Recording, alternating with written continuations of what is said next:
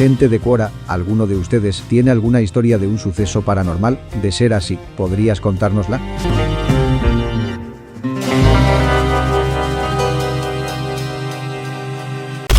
Me asignaron temporalmente para proteger a un preso enfermo, eso fue en el hospital de la sede del distrito. Me gustó bastante este trabajo, porque eran únicamente 8 horas diarias, mientras que lo habitual es de 12 horas seguidas, y en segundo lugar, fue algo bastante tranquilo y agradable, ya que yo me sentaba en un banco de la sala del hospital y leía algún periódico antiguo, o echaba un vistazo a esas fogosas enfermeras. No tengo nada de qué quejarme realmente. Todo estaba bien, excepto por una cosa, y eso era la misma persona a la que estaba protegiendo. El viejo paciente era alto y delgado, bastante viejo y débil, no sé qué le diagnosticaron, pero era solo un esqueleto debajo de la piel, tenía una gran cabeza calva, los ojos se le habían salido por las órbitas, y tenía la boca bien abierta. Fue una verdadera tortura verlo vacunarse, ya que él ya no tenía ningún músculo en las extremidades o en las nalgas. De hecho, ese sujeto pasaba por la peor etapa de su vida, nunca lo pude encontrar dormido, pero extrañamente, nunca sentí esa lástima o tristeza por él, la que normalmente sentiría por los demás. Él era otra cosa. Solía pensar mientras lo miraba, él no está aquí, no está mirando esta pared frontal, sino algún otro reino esperando su aceptación o aprobación, está condenado y maldito. Sé que esto suena extraño. Había algo asombrosamente espeluznante en aquel sujeto, eso se los puedo asegurar.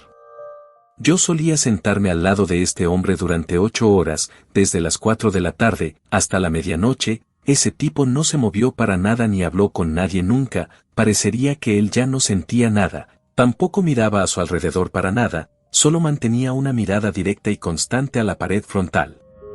Cuando llegó mi cuarto día en ese lugar, estaba cansado y lleno de aburrimiento. Yo estaba esperando al próximo cambio de guardia, mientras el reloj marcaba las 12 de la noche. En ese momento hubo un completo silencio e inactividad en la sala, así que para acabar con el aburrimiento, escogí una revista e intenté leerla de nuevo.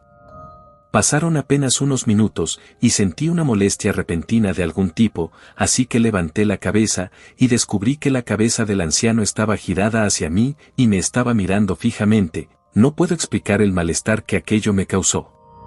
Nuestra distancia era de apenas 3 pies, ya que yo estaba sentado en un banco junto a su cama. Aquel tipo tenía una mirada directa e ininterrumpida, como si estuviera mirando al interior de mi alma. Así que reuní un poco de valor, y lo miré como si estuviéramos jugando. Quien parpadea pierde el desafío. Yo fallé en aquello, por supuesto. Muy pronto apareció mi colega. En ese momento le agradecí sinceramente a Dios, hablamos brevemente y le entregué mi rifle y mi registro. Lo siguiente que sucedió tras aquello, fue que salí del hospital, tomé un taxi y me fui a casa. Debió de ser alrededor de la 1 de la mañana, cuando yo llegué a mi barrio. Desde allí tuve que caminar a pie, ya que las calles son demasiado estrechas para los vehículos. Debo de caminar cerca de unos 10 minutos para llegar a mi casa. Ya era una rutina mía el volver a casa muy tarde por la noche, así que yo caminaba tranquilamente por las calles desoladas. Siempre regresaba con un arma de calibre 30, yo era soltero en ese entonces, y vivía con mis padres. Finalmente, llegué a la calle donde está mi casa al final. Lo que más me irritaba de esta calle era que nadie encendía sus focos exteriores, excepto por mi madre, quien solo la dejaba encendida por mí. Es una calle larga y cerrada, sin nada de luz, así que se pone muy oscura. Efectivamente, nuestros vecinos eran bastante tacaños en ese aspecto. Al final, se encendió una bombilla fuera de mi casa. Siempre que entro a mi calle, automáticamente me pongo un poco cauteloso, pero me calmo después de no encontrar a nadie en la calle. Escuché sobre algunos incidentes de robo en mi calle anteriormente, lo digo para que puedan entender el motivo de mi miedo. Al entrar, vi a alguien justo en medio de la calle. Reduje un poco la velocidad para observar de quién podría tratarse. Aquel sujeto estaba a unos 40 metros por delante de mi persona, y estaba caminando muy lentamente, apoyándose pesadamente en el costado derecho. Estaba metido en la oscuridad, pues ya que la única bombilla encendida estaba en el extremo de la calle fuera de mi puerta. Y fue justo en ese momento, cuando mi mente me dijo, aquella cosa no es un ladrón. Pero yo no me detuve para nada, más bien caminé lentamente hacia él. Fue solo cuestión de segundos para cruzar a su lado, y así poder mirarlo con claridad. De repente, Algo se rompió dentro de mí, ya que algo empezó a gritar muy fuerte en mi cabeza, porque había peligro por delante. Mierda, estoy en peligro, es lo que me gritaba todo mi cuerpo. ¿Quién demonios es usted? Fue lo que yo le grité muy fuerte, y justo cuando yo estaba frente de aquel sujeto, fue cuando vi su rostro. Que el Señor se apiade de mi alma, era aquel mismo sujeto, era aquel viejo prisionero enfermo, al que dejé en el hospital hace una hora. Estaba inclinado hacia el lado derecho, vistiendo la misma bata y descalzo. Me estaba mirando cuando pasé junto a él, se dio la vuelta con lentitud y caminó hacia mí. No corrí, pero sí que caminé súper rápido, y llegué a mi casa muy pronto. De inmediato toqué el timbre con furia, mientras le rogaba a Dios para que mi padre abriese la puerta tan pronto como solía hacerlo. Seguí presionando el timbre de la puerta, mientras miraba a ese hombre acercándose a mí, muy lentamente. ¿Qué va a pasar si se me acerca? ¿Debería gritarle o atacarle? No puedo permitir que este incidente sea una vergüenza para mí. Nadie debería saber que algo me asustó. Afortunadamente, mi padre abrió la puerta en ese momento. Antes de entrar, miré hacia atrás y no había nadie en la calle. Mi padre volvió a su habitación sin notar mi sudor y mi temblar. Quizás hice bien en calmarme un poco, así que me fui a mi habitación, me cambié de uniforme y me senté en un sofá, y pensé en lo que acababa de pasar. Esta habitación tiene una puerta y una ventana que también se abren hacia la calle. No acabo de ver a un fantasma. ¿Cómo puede ser esto posible? Me quedé en silencio, y pensando en cualquier razonamiento legítimo que pudiera explicar lo que acaba de suceder. Lo siguiente que noto es que hay alguien en la calle, justo afuera de mi ventana. Escuché lamentos en un tono bajo, también escuché algunos pasos. Un escalofrío legítimo recorrió toda mi columna vertebral. Y justo en ese momento, yo solo pude pensar en una cosa: estoy experimentando una actividad paranormal, hay un fantasma fuera de mi ventana. Yo no corrí a otra habitación, solo me senté ahí en silencio e inmóvil, incliné la cabeza y cerré los ojos, para concentrarme en las palabras que estaba murmurando, pero no pude entender absolutamente nada. Pero sí que puedo decirles una cosa: aquel sujeto estaba de luto, ya que estaba expresando su dolor, y un poco después, simplemente se detuvo. Ya no había ningún sonido de ningún tipo, y pude sentir que nadie estaba afuera de mi casa en ese momento, y entonces se me ocurrió una cosa: ¿por qué no llamar al maldito hospital? Debería hablar con mi colega para preguntarle cómo está nuestro paciente. Así que cogí mi móvil, busqué en mi agenda por aquí y por allá, y para mi sorpresa, tenía un SMS del mismo colega, el cual había llegado hace media hora, diciendo lo siguiente: Nimen, no vengas mañana a trabajar al hospital, el prisionero enfermo murió poco después de que usted se fuera. Yo también me voy a casa en este momento. Tomemos un día libre e informaremos juntos a la comisaría sobre lo sucedido. No importa qué tan conveniente pueda parecer ese mensaje, para convencerme de que nada de lo que me sucedió fue real, porque lo que yo vi aquella noche era a aquel sujeto. Yo puedo asegurar que aquel viejo prisionero enfermo estaba fuera de mi ventana esa noche. Pero yo no creo en fantasmas. Entonces, ¿qué hago en este caso? ¿Cuál parece ser la mejor explicación de todo esto? Pues según mis conocimientos y mis creencias, los escuchas pueden no estar de acuerdo con mi conclusión. Aquello no fue un caso de alucinación, ya que yo sí vi a alguien aquella noche. Aquello no era un humano y yo estaba estresado. ¿Quién es capaz de realizar un buen truco como este?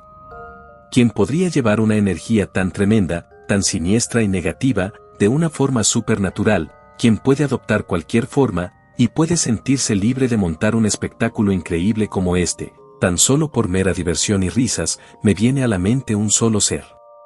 Un genio, el cual posee magia oscura y podría hacer todo eso.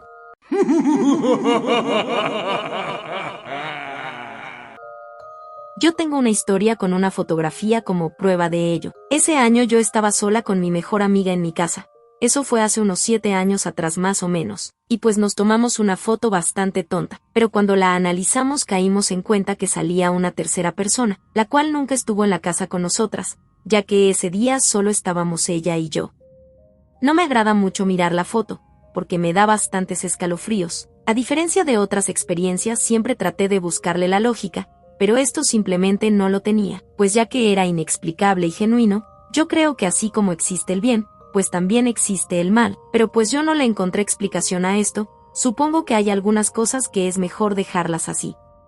Queda en ustedes si me quieren creer o no, pero hasta el día de hoy sigo tratando de encontrarle la explicación a aquello, como por ejemplo, de que fue un mal ángulo, o algún objeto que estaba en esa parte, o algo en el fondo de mi habitación, pero no le pude encontrar explicación. Les contaré una experiencia de la cual puedo estar muy seguro que es real, aislando todos los factores racionales que la harían descartarse como auténtica. Tengo un primo al cual le gustaban los temas paranormales. Es un fiel creyente de lo metafísico, y también era aficionado al ejercicio, y así como al maltrato psicológico de sus primos menores. Esto sucedió en un buen día común y corriente, de esos que solía acompañarlo voluntariamente a correr hasta el santuario de Pachacamac. Después de aquella rutina y ya de regreso, pasamos por un lugar desértico, el cual es cruzado por una autopista antigua, donde ya hace más de 500 años se usó de cementerio inca, promediando las 5:45 horas, y ya con el sol iluminando suficientemente como para distinguir a la distancia, iba trotando y mirando al suelo, cuando de pronto mi primo se detiene y me advierte lo siguiente. Hay un fantasma allá adelante en la pista, míralo de reojo, pero que no advierta que lo estás viendo. En ese instante creí que me estaba bromeando, como ya era algo habitual en él, así que atiné a levantar bruscamente la mirada y observar sin esperar nada, pero lo que vi me dejó todo pendejo. Para que se puedan hacer una idea, vi al típico espectro de las películas de Hollywood. De ejemplo pongo al fantasma protagonista de La sombra del amor. Este era un anciano barbicano de 60 a 70 años, de 1,60 metros de estatura, sin contar que flotaba a una altura de 20 centímetros, con un traje a modo de túnica percudida, sucia y rota que le cubría los pies completamente. Aquel hombre tenía una mirada triste, y a pesar de vérsele perfectamente los colores, eran con baja gama, como descolorido, se podía ver a través de su cuerpo el entorno que lo rodeaba, era algo translúcido. No se le veía mover las piernas para trasladarse, en efecto, parecía deslizarse sin hacer ningún tipo de movimiento con ellas. Lo que me sorprendió mucho es que el viento movía su túnica y su cabello, de una forma tan real, pero a la vez inverosímil. Deseé tanto poder tener una cámara para poder inmortalizarlo, ya que era consciente que nadie me creería. Llegué a casa con la certeza de que evidentemente el mundo no es tan tangible como nos lo pintan, y que aún existen fenómenos que nuestro entendimiento no logra comprender. Durante toda mi infancia, mi abuela me contó historias de cosas sobrenaturales que supuestamente le habían pasado, aunque eran numerosas. Digamos que por ejemplo, que eran unas 10 historias. Cada determinado tiempo volvían a salir a colación las mismas historias, en diferentes conversaciones, pero por lo mismo de repetirlas una y otra vez, esas historias se fueron modificando en los detalles. Al punto en que por lo menos, una empezó siendo una historia de fantasmas las primeras veces que me la contó, y terminó en anécdota chusca, cuando yo ya no era una niña. Pero hay dos historias cuyos detalles nunca se modificaron, y que siempre que las recuerdo me hacen pensar seriamente en lo que hay de cierto en ellas. La primera, y la más simple, se trata de una tarde en que mi abuela y sus hijas estaban comiendo en su casa. Estaban todas sentadas a la mesa, y como en casi todas las casas de familias mexicanas, las tortillas recién compradas estaban en el centro de la mesa, al alcance de todos los comensales. De repente, la servilleta con la que estaban envueltas se abrió, y las tortillas se movieron como si alguien estuviera jugando con ellas, levantándolas de un extremo, y dejándolas caer como los naipes de una baraja. Todas lo vieron, pero nadie dijo nada. Una de mis tías volvió a cubrirlas con la servilleta, y por si las dudas, nadie comió de esas tortillas. Esa anécdota me la contó primero mi abuela, en otra ocasión me la contó la tía, quien era la valiente que las volvió a cubrir, y también, en otra ocasión, me la llegó a contar mi mamá. Lo que siempre me llamó la atención fue que yo no les dije a ninguna de ellas que la otra ya me había contado ese suceso, pero por separado le pregunté a las otras dos tías que estuvieron presentes, y ambas corroboraron la historia. Pero la que más me intriga, verdaderamente, es una historia un poco más intensa, y para la cual quisiera ofrecer un poco de contexto. Mi abuela fue madre soltera, sin mayor preparación que la primaria trunca, y algún conocimiento de cocina, y de corte y confección, lo que le ayudó para apenas poder mantener a su familia. Su situación económica siempre fue muy precaria, y las cosas se complicaban cuando mi bisabuela se enojaba con ella, pues hasta donde yo sé, la señora tenía un carácter muy voluble, y a veces se desquitaba con mi abuela de los sinsabores de su vida. Además, la bisabuela tenía la mala costumbre de poner a sus otros hijos en contra de mi abuela, lo cual no era tan difícil, pues ya la veían como la vergüenza de la familia, por su condición de madre soltera. Así como fueron llegando al mundo, mis tías y mi madre, ellas también padecieron el carácter de mi bisabuela, pero a pesar de eso, mi abuela adoraba a su madre, y también a sus hermanos, y cuando tenía oportunidad, los ayudaba como podía.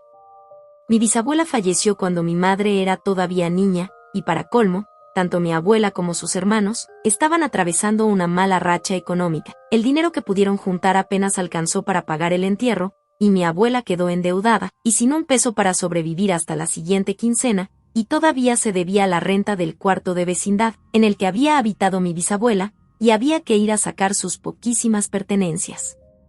Mi abuela me contó muchas veces lo que pasó la noche del día que enterraron a mi bisabuela, y cada vez, la anécdota era siempre la misma. Ella y sus hijas llegaron a su casa en aquella noche, lo hicieron agotadas y tristes, las niñas se fueron a dormir, y mi abuela se quedó un largo rato en el comedor, llorando de tristeza y preocupación.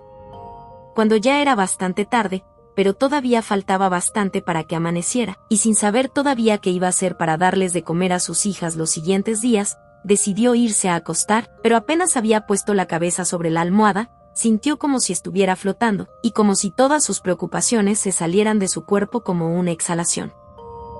Entonces, en lo que ella no sabía si había sido un sueño o una alucinación, vio entrar a mi bisabuela a su habitación, y sentarse junto a ella en la cama, para luego decirle: «Hija, no te preocupes por nada, ve mañana tempranito a mi cuarto, busca en la segunda repisa del armario que tengo, y hazlo de arriba para abajo, donde están mis blusas, saca la blusa de florecitas lilas que me regalaste, ahí hay un sobrecito con dinero, úsalo para lo que necesitas, y muchas gracias por todo». Mi abuela me contaba que la impresión fue tan grande que despertó de inmediato, y para su sorpresa, ya era de día. Como la vecindad donde vivía la bisabuela estaba a 2 calles de la casa de mi abuela, se dispuso a salir inmediatamente, así que despertó a su hija mayor, y le avisó que iba a estar desocupando el cuarto. Como habían estado velando a la bisabuela en su propia vivienda, mi abuela se quedó con la llave cuando salieron al entierro, y aquí es donde la narrativa se pone todavía más intensa. Al llegar a la vecindad, vio la casa de la bisabuela abierta en ese momento, pues ya que el dueño se había puesto en contacto con uno de sus hermanos, para proponerles que les perdonaba la renta, pero solo sucedería si ellos mismos le desocupaban inmediatamente, así que el hermano había empezado desde temprano. Cuando vio llegar a mi abuela, le dijo que terminara de empacar las cosas que faltaban, y que después se llevase todo a su casa, pues ya que él tenía que irse a trabajar, y que había que desocupar lo más pronto posible. Mi abuela quería contarle el sueño, pero el hermano no le dio la más mínima oportunidad, puesto que simplemente se fue. Cuando mi abuela entró a la habitación de su madre, vio que lo que faltaba de empacar era justamente su ropa, así como todos sus efectos personales, que seguían en el lugar donde habían estado siempre, así que siguió las instrucciones que había recibido, y tal cual, al desdoblar la blusa en cuestión, cayó al suelo un sobrecito lleno de dinero. Una vez que pagó las deudas del funeral, pues el dinero alcanzó para eso, así como para llenar la despensa y el refrigerador, y todavía sobró un poco. Mi abuela le pidió a sus hermanos que fueran a su casa, para así poder decidir qué hacer con las cosas de la bisabuela, pero resulta que ninguno tenía tiempo, así que ella decidió conservar algunas, y vender otras, para luego repartir ese dinero entre sus hermanos. Esto me sucedió hace tiempo cuando yo trabajaba en una clínica. Debo mencionar que esto fue hace años. Esa noche me acompañó una amiga para terminar un trabajo, ya eran más de las 10 de la noche, y tenía que salir por otra puerta hacia el jardín, y de allí hasta la entrada de vehículos, y justo en ese momento, vi a un cocinero asomarse por una de las ventanas. Aquello me pareció un poco raro por la hora, pero pues yo seguí mi camino. Pero al bajar la rampa volteo y lo veo sacar la cabeza por una de las ventanas. Yo lo vi de perfil, y en ese momento me pareció reconocerlo, pero pues yo seguí caminando, y justo en ese momento, una amiga me sujeta del brazo y me dice: ¿viste lo que yo he visto? Ella estaba bastante asustada, y justo en ese momento recordé quién era ese sujeto. Él había fallecido hace como 4 años, y yo nunca le había hablado, pues ya que era una empresa grande, y hay gente que solo conoces de vista. Así que salimos rápido del lugar, y le pregunté qué había visto ella, para ver si coincidíamos. Me dijo que vio a un hombre con algo blanco en la cabeza y en el cuello. Lo de la cabeza era la cristina que usan los cocineros. Y lo del cuello era un costalillo que él usaba cuando estaba vivo, lo usaba en forma de chalina, y le pregunté a ella por qué se había asustado tanto, si era la primera vez que ella visitaba la clínica, y por mirar a alguien no se tenía que haber asustado. Pero ella me dijo lo siguiente, que ella lo pudo ver de frente, y que no le vio la parte blanca de los ojos, le vio los dos ojos totalmente negros. La historia luego se extiende un poco más, así que para no hacerla más larga lo dejo hasta aquí. A lo largo de mi vida yo he visto muchas cosas raras. La más impresionante fue cuando tenía 11 años, y lo mejor de todo es que hubo otra testigo conmigo, así que no pude haberlo imaginado. Yo hice mi escuela primaria en un internado para niñas en mi ciudad, y por las tardes nos daban talleres de oficio, pero un día la maestra de mi taller no llegó y nos pusieron a hacer aseo, a otra niña y a mí, nos mandaron a limpiar unos baños. Yo estaba tallando la hilera de lavamanos, cuando sentí una mirada desde la pared donde terminaban, así que me giré y vi una niña de unos 6 años aproximadamente. Ella estaba mirándome fijamente. La primera cosa extraña que pude notar fue que el uniforme que portaba no coincidía con el nuestro. Segundo, tenía un gran moño rojo en el pecho, y tercero, su cara estaba completamente lisa y sin facciones. No sé cómo supe que me estaba viendo. Pero al darme cuenta de esto, le grité a mi compañera que estaba recogiendo los papeles de los sanitarios. Cuando ella llegó a los lavabos, sin decirle una sola palabra de lo que estaba viendo, dio un grito de horror y salió corriendo de los baños. Pero al salir se cayó y así fue como yo reaccioné para salir también, porque yo estaba paralizada en ese momento. La ayudé a levantarse y salimos desesperadas de ahí, y al contarlo nadie nos creyó. Aunque ambas vimos lo mismo, nos prohibieron hablar de eso, para no asustar a las demás con nuestra imaginación. No sé si esto sea sobrenatural, pero aquí les va la historia. Esto me ocurrió hace tiempo atrás, y cuando se lo conté a algunas personas solo se reían, o ponen esa mirada de, estabas borracho o de plano drogado, así que jamás la volví a contar de nuevo. Cuando manejaba un camión un día me retrasaron una entrega, y obvio no regresaría a mi base donde se quedaba el camión, así que decido irme a mi casa y levantarme temprano al otro día, para dar de lista mi camión. Existe un camino rural que solo lo ocupan muy pocas personas y granjeros. El camino creo que nunca lo han arreglado, y obvio que tiene baches y partes destruidas. Pero tomando ese camino me ahorro 1 hora de camino a mi casa, ya que solo hay sembradíos y granjas que se ven a la distancia. Ya eran como las 11 de la noche cuando tomé ese camino, pero un poco más adelante iba un tráiler, iba como a unos 25 metros de distancia, pero repentinamente da un volantazo a la izquierda. Tratando de evadir algo que había en la carretera, yo pude ver lo que parece ser un animal, pero al momento de acercarme y verlo mejor, es un venado muerto, y también había otro animal gris. Creo que es una especie de perro, devorando al venado. Así que pongo mis luces altas para verlo mejor. En ese instante aquel animal deja al venado de lado, y se incorpora en 2 patas. Tras hacerlo se gira a mi dirección, y así fue como yo pude verlo mejor. Pero eso no es un perro. Aquella criatura se aleja caminando a un sembradío. Sí, escucharon bien, se aleja caminando en 2 patas, y desaparece entre el sembradío. El chofer del tráiler que dio el volantazo, llegó corriendo con algo que parecía ser una barra de metal, mientras que yo estaba sentado en mi vehículo, pues de pendejo me bajaba en ese momento, y entonces me pregunta, ¿tú también lo viste? ¿Qué era esa cosa? Y yo solo le dije que no tenía ni idea. Así que solo le dije adiós, y me fui de aquel lugar. No quería estar buscando a un animal o a esa cosa que nos podía atacar. Hace algunos años yo vivía en una casa construida en 1910, en ese lugar vivíamos mi esposo, mis hijos, mis padres y también yo. Cuando mi familia dormía yo me ponía a hacer la limpieza, y en una ocasión cuando estaba en la cocina lavando los platos, sentí unas manitas pequeñas que tocaban mi cintura. Así que me volteo y no había nadie, así que seguí con aquello sin prestar mucha atención, pero volví a sentir aquellas pequeñas manitas. Así sucedió eso constantemente durante todo un mes, pues ya que todos los días me pasaba exactamente lo mismo, hasta que una tarde me decido a buscar la historia de la casa, para saber quién había vivido ahí. Resulta que en 1925 una parte de la casa se incendió, y murió un niño de 4 años junto a su madre. Ellos no pudieron salir a tiempo, ya que ellos dormían cuando el calentón de la casa que estaba en el piso, prendió fuego a la alfombra y rápidamente a la madera.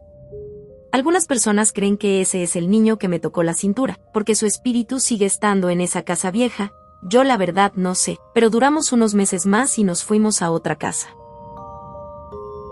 Esto me sucedió cuando la abuela murió, nos quedamos en la casa que la Marina le dio al abuelo, pero ahora con la muerte de ambos, la casa pasa a manos de otro veterano de la Marina. Yo dormí solo en la vieja habitación de mi tío, el hermano pequeño de mamá, así que yo jugué juegos en mi teléfono hasta que el sueño se apoderó de mí. Pero a las 3 de la mañana yo me desperté, porque yo necesitaba hacer pis, así que voy al baño, el cual se encuentra en un pasillo oscuro que lleva al garaje, teniendo que pasar primero por la gran sala familiar, luego por la sala de televisión, después por la antigua sala de estudio del abuelo, luego por el comedor, y finalmente por la cocina. Sí, es realmente así de grande. Frente a la puerta del garaje está el antiguo cuarto de servicio. Mientras hago mis necesidades, oigo un zumbido viniendo del cuarto de la vieja criada. Aquello me sonaba algo familiar, pero también me da algo de escalofríos, así que termino rápidamente mis asuntos y me dirijo a mi habitación, pero algo me detiene en seco. Cuando el zumbido se hace más fuerte, aquello no venía del cuarto de servicio, no, venía de la sala de televisión. Aquello era mi abuela. Ella estaba sentada tranquilamente en el sofá, estaba viendo estática en la televisión, todavía llevaba puesta la ropa de hospital con la que murió, su cadáver acababa de ser transportado a la morgue, me miró fijamente, sonrió y se fue. No, no flotó, ni se desvaneció, ella simplemente caminó volviendo a la habitación de invitados, y Dios sabe a dónde se fue después, pero ya está, ella ya se fue. La última vez que dormí en una cama con mi madre fue cuando tenía 8 años, pero esa noche a los 16 años me metí en su cama y me quedé despierto hasta la mañana. Esto me sucedió hace unos años. Yo salí a cenar con mi pareja en una noche a finales de septiembre. El restaurante estaba situado en el interior de una antigua granja, y justo en ese momento estaba muy concurrido. Nosotros estábamos sentados en una mesa del patio exterior, y entonces yo observé desde mi posición a un hombre de mediana edad, que caminaba por el balcón del primer piso, y que miraba de manera indiferente hacia abajo, como si estuviera buscando algo. Ya eran cerca de las 10 de la noche, y yo pensé en las molestias que nuestra algarabía podría causarle, pero entonces fue que lo perdí de vista. Ya para el final de la velada, el dueño del restaurante se me acercó para hablar por un rato, ya que nosotros dos ya nos conocíamos. Así que casualmente le pregunté quién era ese señor del primer piso, y anticipando su respuesta, también le di una descripción física muy precisa. Me contestó que en esa parte no vivía nadie, pero que quien lo había visto en algunas ocasiones era su padre, y también añadió tranquilamente que aquel hombre había muerto 20 años atrás. Y que ese hombre vivía en el primer piso, pero que hoy en día aún solía pasearse por el balcón, y él sabía eso, ya que todavía sentía su presencia y la de otros desencarnados. A continuación, me mostró un retrato de su padre, ya anciano y enfermo, en el que reconocí inmediatamente a la persona que había visto, con la diferencia sustancial de que en realidad se me había aparecido a una edad mucho más temprana. A eso que pude ver también debo agregar una cosa, y que conste, que yo estaba absolutamente sobrio y en control de mis facultades mentales. Bien, no sé por dónde empezar a contarles esto. Bueno, les contaré mi historia favorita, que sucedió en 2006, yo estaba con la División 31ª en Okinawa. Acababan de construir un nuevo edificio para el cuartel general, y se iban a trasladar a él la semana siguiente. Esa noche yo era el empleado de guardia en el antiguo edificio. Este edificio era un rectángulo alargado, con la entrada a mitad de uno de los lados largos. Justo enfrente de la entrada había un escritorio para el empleado de guardia, el cual estaba mirando hacia la puerta, y un sofá a la izquierda del escritorio, a la derecha del marino sentado en el escritorio, y un pasillo a derecha e izquierda que llevaba a las oficinas. De modo que el empleado podía reclinarse en su silla, y ver todo el edificio, ya que hay una valla alrededor de todo el edificio con una única puerta justo delante, que está a la vista del mostrador del empleado de servicio. Sí, la distribución es importante en esta historia.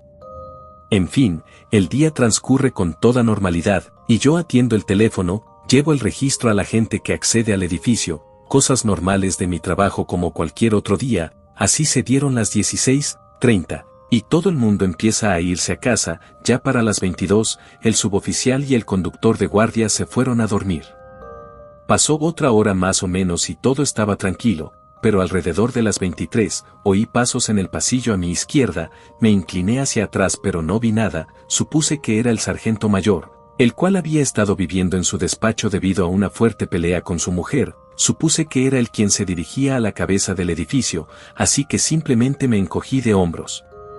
Pero entonces escuché los pasos a mi derecha, yo sabía que solo había 4 personas en ese edificio, 2 estaban durmiendo en unas pequeñas habitaciones justo al lado de mi escritorio. La habitación de aquel sargento estaba en el otro extremo del edificio, pero yo seguía oyendo los pasos, primero a un lado y luego al otro, así que empecé a asustarme, y decidí salir a la puerta para fumarme un cigarrillo. Durante las horas normales de trabajo, la zona para fumar era la parte de atrás del edificio, pero como tenía que poder escuchar el teléfono, tuve que quedarme allí mismo, justo cuando enciendo el cigarrillo. Veo que 2 figuras se acercan por el lateral del edificio, pero venían por fuera de la valla, yo me sobresalté, pero solo eran 2 de los guardas del campo, uno de los cuales era mi compañero haciendo su ronda.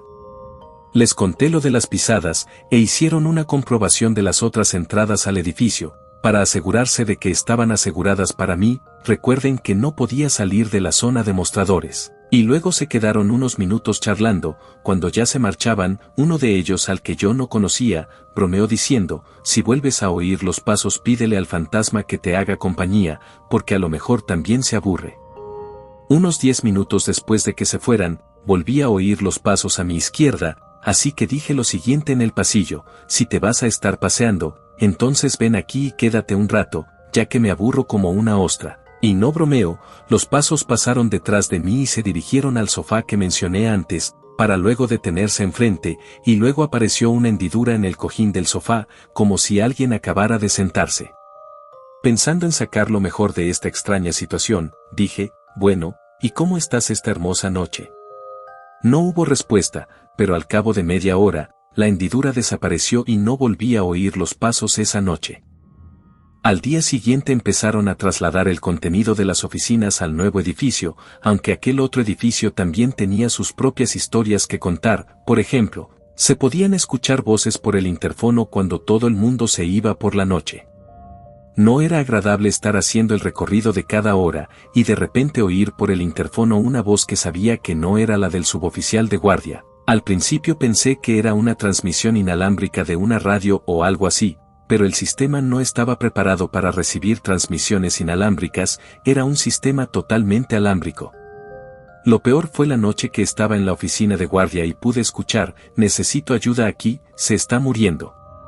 Proveniente de una de las oficinas, no teníamos forma de saber de qué oficina procedía una transmisión, si alguien necesitaba algo tenía que identificar quién era. Así que corrí a hacer una comprobación en todas las oficinas de todas las plantas, no había nadie en el edificio. El sargento ya se había mudado al motel de la base en ese momento. Tengo otras cuantas historias, pero esto ya es bastante largo, así que me detendré por ahora.